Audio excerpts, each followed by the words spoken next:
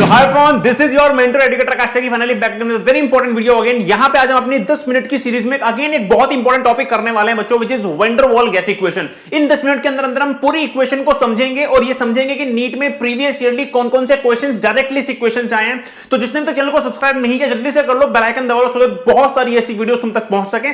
चलिए शुरू करते हैं अपनी वीडियो को। ना बच्चों, आइडियल गैस क्या होती है सब लोग जानते हैं। आइडियल गैस एक ऐसी गैस होती है जो PV equals to RT equation को फॉलो करती है।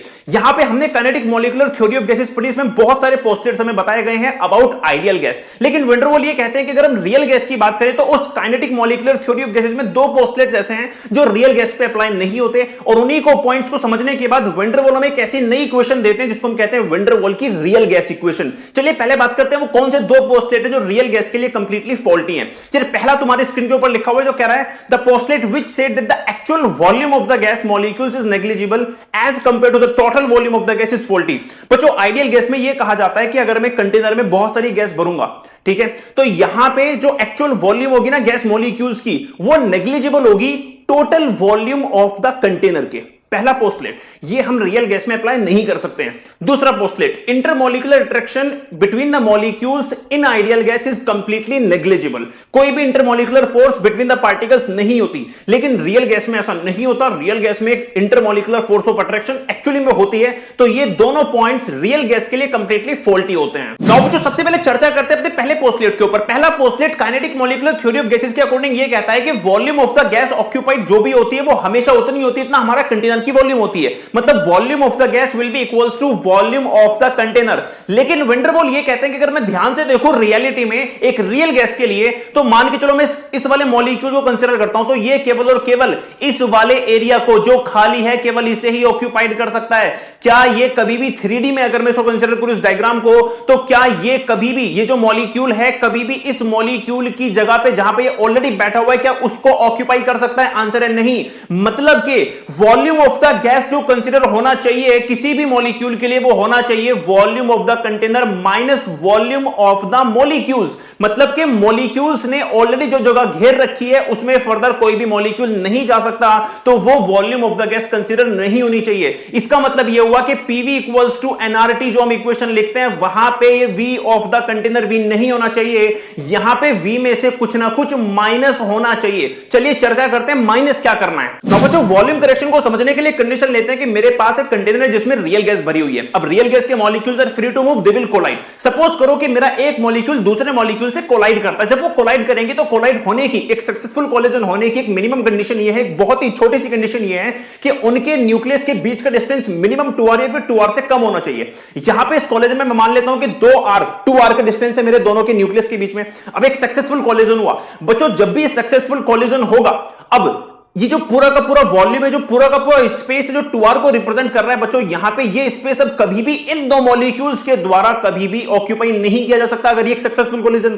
तो क्या मैं इस पूरे के पूरे कंटेनर में से इन दो मॉलिक्यूल्स के रेस्पेक्ट में ये जो पूरा का पूरा वॉल्यूम है इसको सब्ट्रैक्ट कर दूं? चलिए पहले जानते हैं कि वॉल्यूम है कितनी। तो जरा ध्यान से देखो बच्चों, वॉल्यूम जो अब कभी भी ऑक्यूपाई नहीं हो सकती वो है 4/3 पाई 2r का क्यूब। अगर मैं इसको सॉल्व करूं बच्चों तो ये हो जाएगी मेरी 32/3 पाई आर का क्यूब। ये वो वॉल्यूम है जो अब इन दो मॉलिक्यूल्स के द्वारा कभी भी ऑक्यूपाई नहीं की जा सकती। अब एक काम करता हूं मैं बच्चों, यहां पे इस पूरी की पूरी वॉल्यूम में से जो वॉल्यूम ऑफ द कंटेनर है उसमें से माइनस कर दूं, क्या मैं उसमें से माइनस कर दूं इसी वॉल्यूम को which is 32/3 pi R cube. लेकिन ये ध्यान रखना ये वो मॉलिक्यूल, ये वो स्पेस है जो दो मॉलिक्यूल कभी भी ऑक्यूपाई नहीं कर सकते। अगर मैं एक मॉलिक्यूल के रेस्पेक्ट में मानो तो डिवाइड बाय 2 कर दूं, तो यहां पे टोटल वॉल्यूम जो हो जाएगी बच्चों वो हो जाएगी volume of the container minus में 16/3 पाई आर क्यूब। ना बच्चों यही वैल्यू को हम रिप्रेजेंट करते हैं वेन डर वाल की इक्वेशन में बी। ये बी क्या है? ये बी वो वॉल्यूम है जो कभी भी एक मॉलिक्यूल कभी भी ऑक्यूपाई नहीं कर सकता किसी कंटेनर में।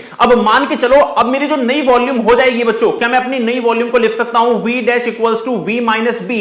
अगर एक मॉलिक्यूल की बात करूं और अगर मैं n नंबर ऑफ मोल्स की बात करूं तो मैं लिख सकता हूं v माइनस एन बी। तो हमेशा अब मुझे क्या करना है पीवी इक्वल्स टू एनआरटी, जो कि एक आइडियल गैस इक्वेशन है, अगर मैं उसको रियल गैस की इक्वेशन बनाना चाहता हूं तो मैं वहां पे V ना लिख के लिखूंगा V dash, which will be equals to V minus NB। Now बच्चों चर्चा करते हैं सेकंड पोस्टुलेट के ऊपर। हमारे लिए आइडियल गैस के लिए यह बोला गया था kinetic molecular theory of gases में कि मॉलिक्यूल्स के बीच में कोई भी इंटरमॉलिक्यूलर अट्रैक्शन नहीं होती, लेकिन रियल गैस में वैन डर वाल कहते हैं कि ऐसा नहीं है। रियल गैस में यहां पे force of attraction, force of repulsion होती है। चलिए इसको चेक करते हैं कैसे, किस बेसिस पे हमें यह बताया गया बाय वैन डर वाल। अब जरा ध्यान से देखना बच्चों, मैंने यहां पे पहला डायग्राम ले लिया, ए डायग्राम, जहां पे मैं कंसीडर कर रहा हूं कि मेरे पास एक कंटेनर है जहां पे रियल गैस के पार्टिकल्स हैं। अब मैं क्या करता हूं, इससे दो कंडीशन बनाता हूं बच्चों। पहली कंडीशन मैं बनाता हूं इस बीच वाले मॉलिक्यूल को कंसीडर करके, जिसको मैंने बीच में यहां पे ब्लैक कर दिया, और दूसरी कंडीशन मैं बनाता हूं किसी भी वॉल से सटे हुए एक मॉलिक्यूल को जिसको मैंने ब्लैक बना दिया। ऊपर वाले में मैं उस ब्लैक वाले को ऑब्जर्व करूंगा, नीचे वाले में भी एक ब्लैक पार्टिकल्स को ऑब्जर्व करूंगा।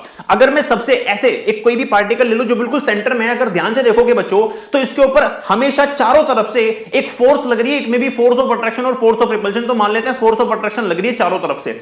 अब क्योंकि ये बीच में पार्टिकल्स है बच्चों, ये बिल्कुल सेंटर में बैठा हुआ है, इसके ऊपर चारों तरफ से हर एक डायरेक्शन से एक फोर्स ऑफ अट्रैक्शन लग रही है, तो मैं क्या कह सकता हूं कि इसकी रिजल्टेंट नेट फोर्स जो है वो जीरो है।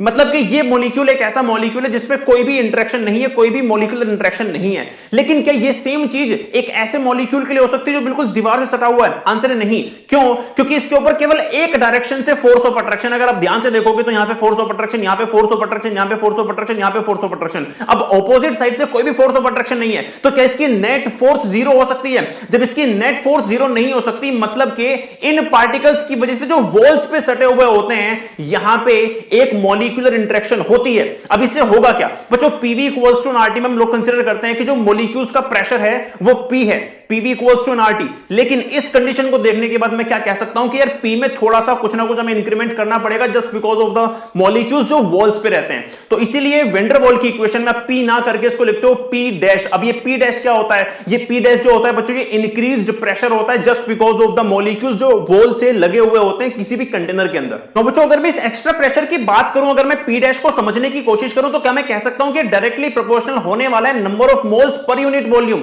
और ये नंबर ऑफ मोल्स किसके बच्चों? Number of moles of molecules जो वॉल्स पे लगे हुए हैं, वॉल्स वाले मॉलिक्यूल्स के। और ये जो वॉल्स वाले मॉलिक्यूल्स हैं बच्चों, ये किसके डायरेक्टली प्रोपोर्शनल है? मैं ये कह सकता हूं कि ये खुद डायरेक्टली प्रोपोर्शनल है किसके? Total number of moles of the container, जो भी टोटल नंबर ऑफ मोल्स है मॉलिक्यूल्स के on the container per unit volume. इसका मतलब ये कि मैं ये कह सकता हूं कि P जो मेरा न्यू प्रेशर हो गया वो डायरेक्टली प्रोपोर्शनल हो गया n स्क्वायर अपॉन में V स्क्वायर के। जैसे ही मैं प्रोपोर्शनलिटी के साइन को हटाता हूं बच्चों, यहां पे एक आ जाता है कांस्टेंट जो कि होता है यहां पे A, और मेरा जो न्यू प्रेशर हो जाता है बच्चों, अब PV इक्वल्स टू एनआरटी के इक्वेशन में वो हो जाता है P न्यू या फिर P dash, which is equals to जो ओरिजिनल हम आइडियल गैस में लेते थे P प्लस में AN स्क्वायर अपॉन में V स्क्वायर। AN स्क्वायर यहां पे N आपको तब लेना जब हम N नंबर ऑफ मॉलिक्यूल्स की बात कर रहे होंगे।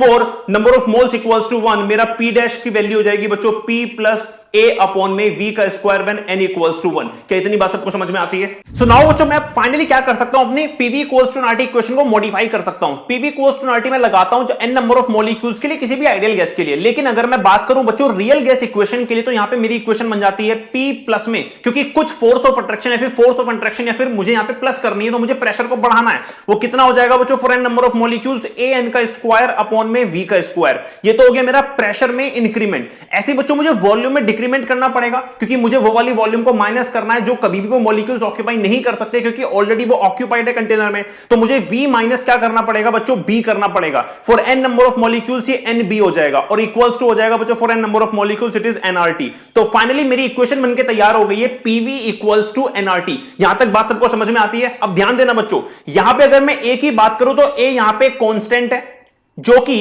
उन मॉलिक्यूल्स के अंदर बहुत ज्यादा होने वाला है। A ज्यादा होगा उन मॉलिक्यूल्स के अंदर जहां पे फोर्स ऑफ अट्रैक्शन ज्यादा होती है, फोर्स ऑफ अट्रैक्शन ज्यादा होती है। फॉर एग्जांपल अगर मैं बात करूं हीलियम के लिए और अगर मैं बात करूं ऑक्सीजन के लिए, तो A की वैल्यू किसके केस में ज्यादा होगी बच्चों? ऑक्सीजन के केस में ज्यादा होगी, क्योंकि हीलियम में कभी भी फोर्स ऑफ अट्रैक्शन ज्यादा है, फोर्स ऑफ अट्रैक्शन ज्यादा नहीं हो सकती just because of its inertness. ऐसे ही बच्चों अगर मैं बात करूं B की, तो बच्चों B क्या रिप्रेजेंट करता है? यहां पे size of the molecule represent करता है। मतलब अगर मैं बात करूं यहां पे और मैं कंपेयर करूं किन्हीं भी दो मॉलिक्यूल्स को, तो बी जो कांस्टेंट है उनका ज्यादा होगा जिनका साइज ज्यादा होगा। तो बी कब ज्यादा होगा बच्चों? जब साइज ऑफ द मॉलिक्यूल ज्यादा होगा। चलिए कुछ क्वेश्चंस देखते हैं जो डायरेक्टली यहां पे प्रीवियस ईयर में नीट में पूछे गए हैं इस इक्वेशन से डायरेक्टली। बच्चों फर्स्ट क्वेश्चन हमारी स्क्रीन के ऊपर है, 2015 में नीट में पूछा गया था। कह रहा है एक gas such as carbon monoxide would be most likely to obey the ideal gas law at which temperature. मतलब कि मेरा जो कार्बन मोनोऑक्साइड है वो कब आइडियल गैस को फॉलो करेगा, हमें यह बताना है। अब जरा ध्यान से देखना बच्चों, अगर मेरी कार्बन मोनोऑक्साइड एक रियल गैस है, most of the gas real gas होती है, आइडियल कोई गैस नहीं होती। कुछ कंडीशंस पे कोई रियल गैस आइडियली बिहेव कर सकती है।